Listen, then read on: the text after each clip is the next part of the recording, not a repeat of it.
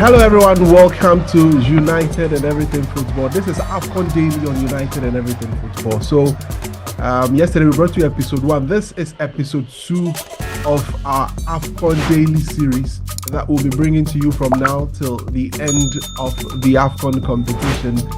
Yesterday we had our senior brother, our senior journalist, Nuhu Adams, a very, very respected African journalist here, to give us his own, ideas on how the game or the African Cup is going to be and all of that. So today we have another special guest on who will be joining us. So we are going to go for a very quick commercial break. When we come back, we'll introduce our guest to help us preview Group C on United Daily today.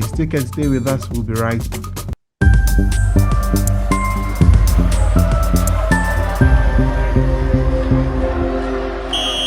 All right, so we are back. Thank you so much for being with us. Today we have a very big man, Fifi Manfred of Insura FM, a solid sports analyst, joining us today on AFCON Daily to preview Group C and everything we should expect from Group C. But before we get to finish this preview, I'll pick his thoughts on the Black Stars and the preparations so far. We would always do that, just to know how far the Black Stars are going in terms of their preparations and what our guests think of our chances going into the competition. As usual, remember to hit the subscribe button and hit the notification bell, so that every time we release a new episode, you'll be there to, be the first group of people to just catch exactly what we are doing. Fifi Manfred, how you doing, bro? I'm good. I'm doing very, very well. I trust you're doing well too. I'm doing very, very, very well. Welcome to AFCON Daily. So let's zoom straight into action. Group C, many people have described it as the group of death. It has Cameroon, it has the defending champions, Senegal, it has the silly national of Guinea, and then the Gambia. Let me pick your thoughts. There is this notion that anytime a country wins it, when it comes to the next edition, they seem not to, find their feet, or they seem to struggle. Do you think Senegal will find themselves in this situation? Well, Kwame, thank you very much. I'm very glad to be here. Thank you very much for giving me an opportunity. I think that that thing that we say is backed by history. So you cannot argue so much when people say stuff like that. When they say that, in the African Cup of Nations, every time that there has been a winner and we return, we come back and we realize that these teams begin to struggle in the competition. We've seen it in the past. We've seen it in teams that have won it in recent times.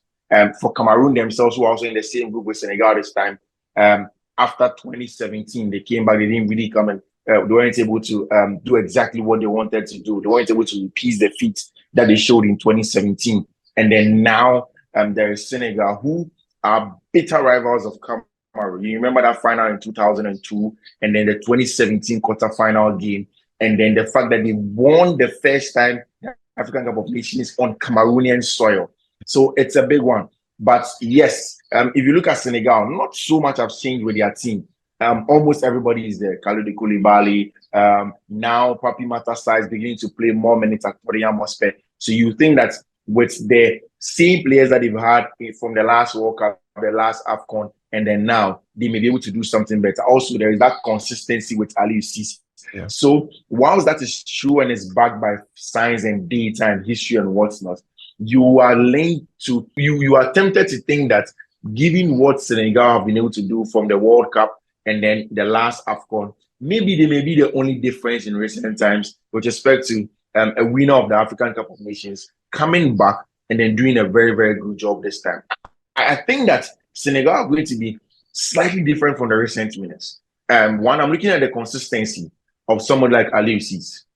Again, if you look at Aliou Cisse and what he has done for this Senegalese national team, he is the player that all of these boys, most of them who were born in Senegal and some of them in France, used to look up to.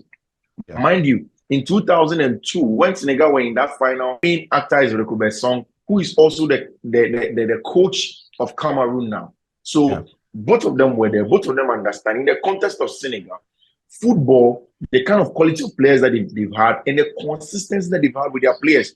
You look at Papi Matassa, You look at Idrissa Gana Gueye. I'm tempted to think that that's going to be the double defensive pairing in the middle of the park for them. One very good ball-sided player, the other off the ball chaser of the game that wins the ball back. Then you go up top with the job of Ismail Sarr that he's doing over there. Then Sadio Mane, in as much as he has gone to the Saudi Pro League, he seems to be playing some good stuff over there, and he seems to be there. Same, Edouard Mendy, Kalidou Koulibaly. These are all players. I just really think that if there is going to be a difference in the story of African teams defending their titles or coming to play in the next AFCON after they have won it the year prior, then Senegal might be that team. Go on. All right, let's zoom straight into Cameroon. The evolution of that team under Rigobert Song. They were in the last World Cup. Performed. I think they did history by beating Brazil in that World Cup. Yeah. They hosted the last AFCON. Unfortunately, couldn't win it. Let's look at the evolution of that team. What do you make of it in 2 or 3 minutes before we look at the Sili National and then the Gambia as well? Yeah, so I think that if you look at the Cameroon team, the Cameroonians and most of the Francophone nations on the continent are beginning to do the same things, or they're beginning to do what Senegal did has given them recent success. So if you remember, Aliou Cisse was coach of the under-23 before he became the national team coach, I think about 7 years or so ago. Then they promoted him after getting that experience. When they promoted him, they did something that most of the Anglophone countries are not doing. What they do is that they give these legends the job, and then they give them assistants who are French-speaking assistants. So unlike what we do, we go for foreigners to be the main actors, and we put our people as assistants. They appoint their people as the main actors. Then the French people, French-speaking guys, become their assistants. So that's what Senegal did with Aliou Cisse. And then they have also done the same with Rigobert Singh. So if you look at their background steps, though, yes, there is no language barrier, obviously. And also for the fact that they want their main people who understand how they do their things to lead their charge. So it has been a very good one. It also came off the back of Antonio Conceicão's is it quarterfinal run of bronze medalist exit in the last AFCON that they were there. He went to the World Cup. It wasn't too good, but then it wasn't so bad as well. They seemed like a team that you could develop and grow from there. There have been some changes in the team. If you look at the middle of the park, like say Anguissa in the middle of the park, and there has been Zamba that plays close to him in the middle of the park in there for Cameroon. Collins Fire used to get some time in the last games that he used to play in the last AFCON. He seems to be out fully. It looks like there's Tolo who is in that team. There's some changes in that Cameroonian side. I think that, yes, their success in this competition will be hinged on Andre Onana, obviously, who's not getting a very good time at Manchester United.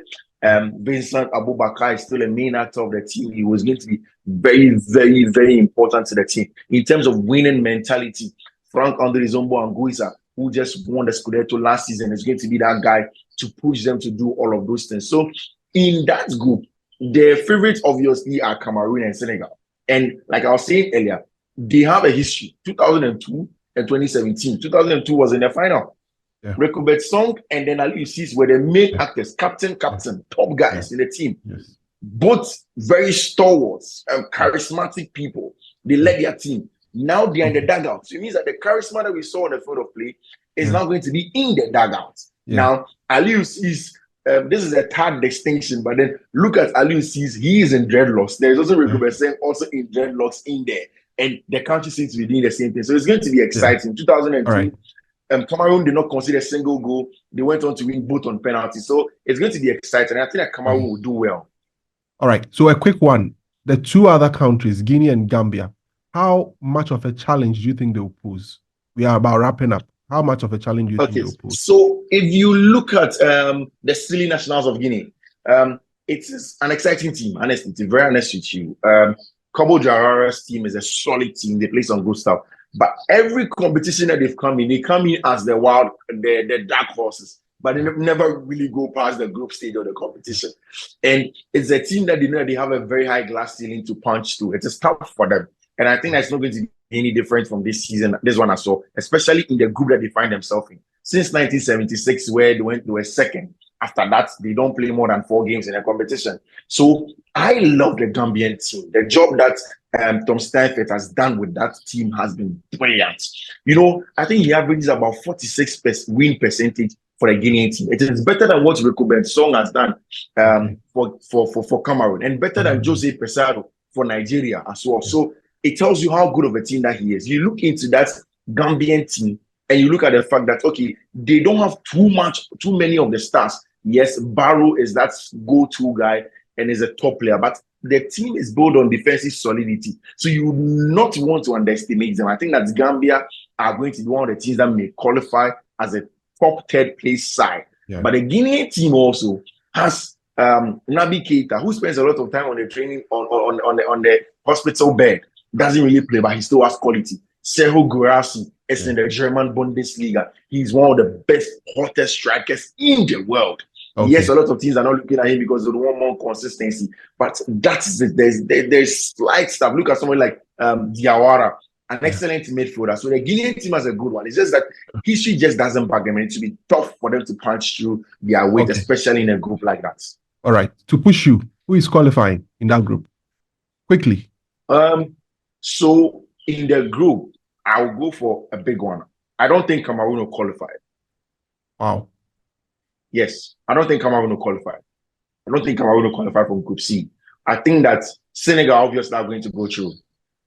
And I think that either Gambia of course is going to be with them. I am so confident that the Gambian team is going to go through with them. They are part of the teams that I take to do that. In the last AFCON, they did they were in the quarterfinals. Yeah. They beat Guinea in their group, and then they scored some very late goals against Congo and the likes. And then I'm sure they'll do it again with the same manager. And then Guinea. I think that Cameroon will be upset in this AFCON, Kwame. All right. Thank you very much, Fifi Manfred, for joining us on day 2 of AFCON Daily. I thought we would have time to talk about Black Stars, but you really did justice. You really did justice. So the 10 minutes is over.